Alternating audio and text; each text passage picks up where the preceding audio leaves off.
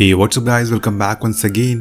दोस्तों, अगर दुनिया में कोई विश्वास के लायक है तो वो एक डॉग है, क्योंकि वो हमसे कोई उम्मीद नहीं करता सिवाय 2 टाइम के खाने के और थोड़ा प्यार के, जिसके बाद वो अपनी पूरी जिंदगी आपकी रखवाली करेगा।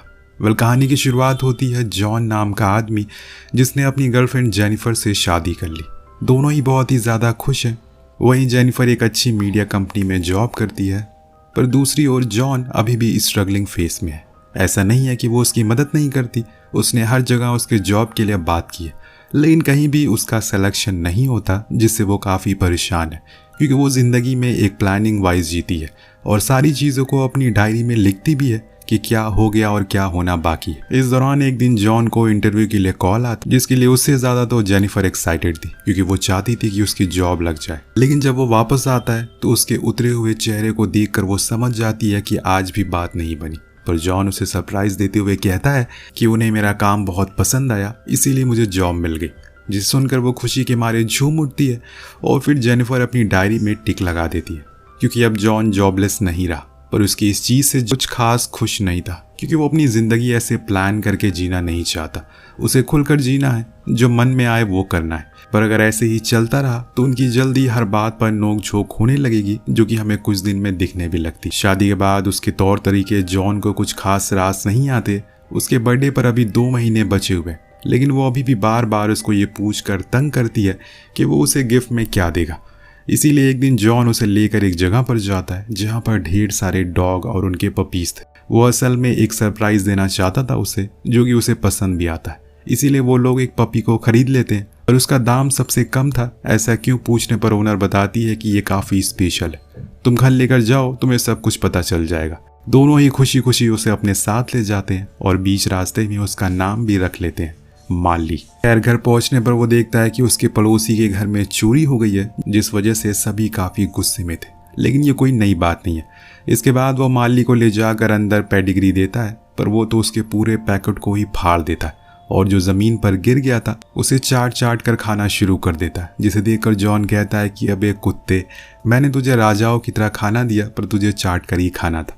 देन वो उसे एक जगह पर सुला देता है, जो कि उसका आज के लिए टेम्परेरी बेड था। पर पूरी रात वो चिल्ला चिल्ला कर जॉन की नींद खराब कर देता है। इसीलिए वो उसे ले जाकर अपने बेड पर सुला देता है। पर जब अगले दिन वो सोकर उठता है तो देखता है कि उसका पूरा रूम सत्यानाश हो गया है, जिससे कि वो उसे गैरेज में बंद कर देता है। पर अब सब कुछ सही करके जेनिफर को पिक करने के लिए निकल जाता है।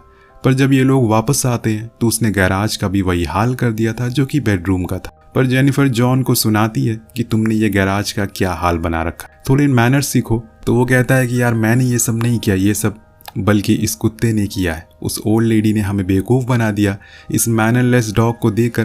पर जेनिफर मानने को तैयार नहीं थी। वो कहती है कि इतना छोटा सा पपी इतना सब कुछ कर ही नहीं सकता। फिर उस दिन के बाद से माली की नज़रों में जेनिफर ही अच्छा बन जाती है और जॉन बुरा। एक दिन ये दोनों उसे लेकर बीच पर जाते हैं, लेकिन वहाँ माली कबूतरों के पीछे भागना शुरू कर देता है। दोनों ही अपनी पूरी जान लगाकर उसे पकड़ने की कोशिश करते हैं, पर नहीं पकड़ पाते। और फिर एक लेडी इन्हें वो पकड़ कर देती है, पर उसके बाद भी ये सब खत्म नहीं होता। हर दिन माली कुछ न कुछ चीज़ें अपने मुंह में दबाकर घर से बाहर भागता रहता है, जिसे ये दोनों ही जैसे तैसे पकड़ कर लाते हैं।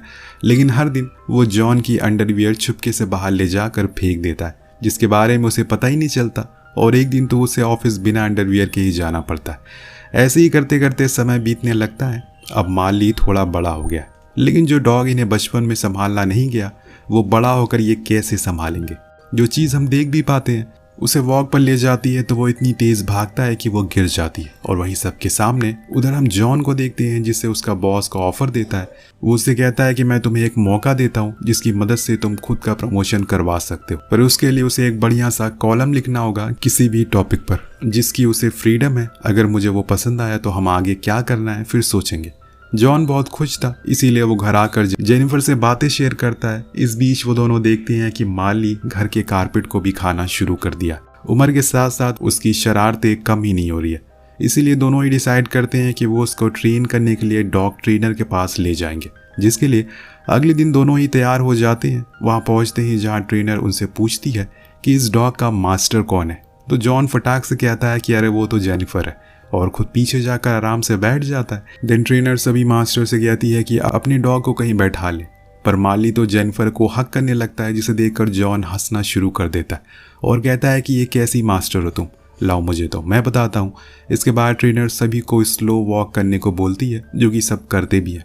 लेकिन माली को अलग ही नशे में रहता है, वो भागना ही शुरू कर देता है, जिस चीज़ को देखकर ट्रेनर खुद उसे पट्टा ले लेती है और वॉक करवाने लगती है। लेकिन वो तो उसे भी गिरा कर आगे भाग जाता है, जिससे कि उसे बहुत गुस्सा आता है और वो सभी के सामने कहती है कि मैं इस शैतान को ट्रेन नहीं करूंगी। जिस बात को सुनकर जेनिफर हंसने लगती है और वहां से वापस आ जाती है।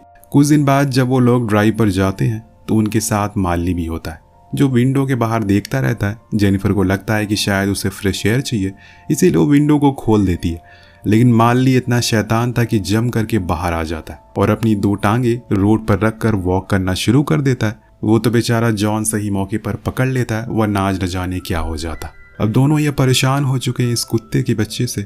उन्हें कहीं ना कहीं मजा भी आ रहा है, क्योंकि अगर उन्हें सच में माली पसंद नहीं होता तो वो उसे वापस कराते। घर आने पर जॉन सोचता है क्यों ना वो माली के ऊपर ही एक कॉलम लिखे, जिसमें वो उसके बिताए हुए हर दिन के बारे में लिखेगा कि वो किस तरह की शैतानियाँ करता है, कैसे वो लोग अपना टाइम उसके साथ बिताते हैं। पर इसके लिए उसे पहले अपने बॉस की परमिशन लेनी होगी। अगर ऐसा हो गया तो उसके तो बल्ले बल्ले हैं, क्योंकि इसमें उसे ज़्यादा कुछ सोचना नहीं पड़ेगा। अगले दिन वो बॉस के पास जाता और उससे अपने इस आइडिया के बारे में बताता है, जो कि उसे बहुत ज़्यादा पसंद आता है और वो हाँ कर देता है। और फिर हर दिन डेली जॉन अपना कॉलम लिखता है, जैसे कि सुबह उठकर माली सबसे पहले उसके मुंह को चाटता है और दोनों ही साथ में नहाते हैं। पर पूरा बाथरूम को गंदा करने के बाद वो घर के बीच में पॉटी कर देता है, जिसे सिर्फ मैं ही साफ करता हूँ। पर अपनी नाक को बंद करके आज हम लंच के लिए गए थे, वहाँ पर माली को हमने टेबल से बांध दिया, लेकिन वो तो टेबल के साथ ही भागना शुरू कर देता है। पर हद तो तब हो गई जब बेसबॉल मैच के दौरान वो ग्राउंड पर भाग जाता है और प्लेयर के बीच भागना शुरू कर देता है। उसकी ये सब बातें जानकर सभी को बहुत अच्छा लगता है और दिन ब दिन जॉन का कॉलम अच्छा वायरल हो रहा था। एक दिन दोनों ही अपने टाइम स्पेंड करने के लिए बीच पर जाते हैं, जहाँ पर जेनिफर जॉन को बताती है कि उन्हें अब एक बेबी करना होगा, क्योंकि तभी वो कंप्लीट बनेंगे। जॉन मान जाता और वहीं कुछ दिन के बाद जॉन के पास उसका बॉस आकर बताता है कि उन्होंने सारे रिकॉर्ड ब्रेक कर दिए, उसके माली के कॉलम हिट हो रहे हैं। ये सुनकर जॉन बहुत खुश होता है और फौरन घर आता है और तभी उसके सामने जेनिफर खड़ी होती है, जो उसे एक और गुड न्यूज़ देती। वो ये थी कि वो डैड बनने वाला है। ये सुनकर जॉन और ज़्यादा खुश होता है और दोनों ही उस रात सेलिब्रेट करते हैं। वो जेनिफर के लिए एक गोल्ड चेन लेकर आया था एज ए प्रेजेंट के तौर पर, जिसे देखकर वो इमोशनल हो जाती है और उसके गले लग जाती है। देन जब वो फ्री होते हैं तो देखते हैं कि वो गोल्ड चेन तो गायब है, असल में उसे माली ने मुंह में पकड़ लिया था। पर इस सिचुएशन को जेनिफर बहुत ही आराम से हैंडल करती है और उसे प्यार से बोलती है कि लाओ वो मुझे दे दो। लेकिन तभी पीछे से जॉन आवाज़ कर देता है, जिससे वो डर जाता और भागना शुरू कर देता है। जब तक वो पकड़ में आता तब तक वो चेन उसने निगल ली थी, यानी कि अब कुछ भी नहीं हो सकता। अब अगर चेन बाहर आएगी तो बस एक ही जगह से, जिसकी ड्यूटी जेनिफर जॉन को देती है। इसीलिए वो सुबह से शाम हर जगह को चेक करता है जहाँ पर माली ने पॉटी की थी, लेकिन अभी भी कोई अपडेट नहीं था। अब दोस्तों एक दिन जेनिफर चेकअप के लिए जाती है, पर वहाँ डॉक्टर उन्हें बताते हैं कि बेबी की हार्ट बीट सुनाई नहीं दे रही है। इसका साफ मतलब था दोनों समझ जाते हैं और उस दिन के बाद से पूरे घर का माहौल बदल गया था। चारों ओर मायूसी छा जाती है। माली जेनिफर को रोते हुए देखकर कोई शैतानी नहीं करता और हर समय उसके करीब ही रहता है। इसी बीच जॉन को लगता है कि उसे जेनिफर को लेकर कहीं दूर जाना चाहिए, थोड़ी दिन शायद वो ठीक हो जाए। इसीलिए वो एक केयर टेकर को हायर करता है, जो यहाँ पर माली का ख्याल रखेगी। वो बहुत ही अकल से कहती है कि उसने हर किस्म के डॉग को हैंडल किया है, फिर ये क्या है। उसके इस सवाल का जवाब उसे आने वाले दिन में मिल जाएगा। उसके जाने के बाद उसकी परीक्षा शुरू होती है। पहले तो माली अपना अवतार में आता और घर की हर जगह पर पॉटी करना शुरू कर देता है, जिससे वो बेचारी साफ करती है। लेकिन धीरे धीरे करके उसकी हरकतें बढ़ती जा रही थी। एक दिन तो जब वो बात लेकर निकली तो उसने उसके टॉवल को पकड़ लिया और छोड़ने का नाम ही नहीं ले रहा था। तो उसने जैसे तैसे करके उसे खुद को छुड़ाया और फिर सोने के लिए गई। लेकिन पूरी रात माली ने भौंक भौंक कर उसकी नींद खराब कर दी। अब एक हफ्ते जो उसने जैसे तैसे उसके साथ बिताया और जिस दिन वो दोनों घर आते हैं तो घर की हालत को देखकर समझ जाते हैं कि यहाँ पर बीते एक हफ्ते में किस तरह की महाभारत छिड़ी थी। वहीं उसकी केयर टेकर माली से इतना तंग आ गई थी कि बिना अपनी फीस ले ही वहाँ से चली जाती है। अब इसके कुछ दिन बाद जेनिफर बताती है कि वो फिर से प्रेग्नेंट है। इस बार दोनों ही बहुत ही अच्छे से केयर करते हैं और इस दौरान माली जेनिफर के आगे पीछे ही घूमता रहता है, उसे किसी भी तरह की कोई परेशानी नहीं देता। ऐसे ही एक दिन जब जेनिफर को लेबर पेन होना शुरू हो जाता है तो वो फौरन जाकर जॉन को जगाता है और फिर वो लोग उसे लेकर हॉस्पिटल जाते हैं जहां उसने एक बेटी को जन्म दिया था, जिसे वो माली को भी दिखाते हैं, जिसके साथ वो बहुत ही सॉफ्टली बिहेव करता है। उन्होंने इस बच्चे का नाम मैक्सवेल रखा था। अब कुछ साल बीत जाने के बाद मैक्सवेल बड़ा हो जाता है, ज़्यादा नहीं पर हाँ थोड़ा सा। वो हर समय माली के पास ही रहता है, उसके साथ खेलता है कूदता है, दोनों काफ़ी अच्छे दोस्त हैं।